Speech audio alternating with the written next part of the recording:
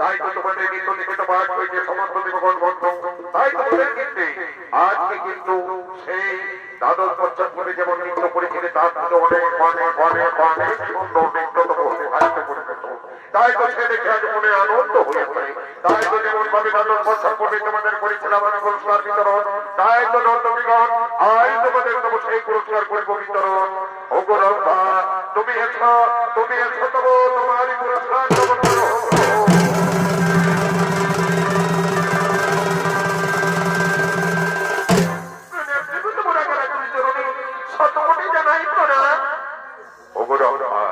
তুমি দীর্ঘজীবী হও, তুমি দীর্ঘজীবী হও, তুমি যুগে যুগে তব মনে রেখো, তুমি এই যুগে যুগে তব চিরদিনের মতো তুমি এই স্বর্গপুরে নর্তকীর ভূমিকায় নৃত্য করে যাবে।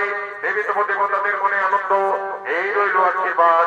এখন তব তুমি করো তব এই প্রাপ্য পুরস্কার গ্রহণ।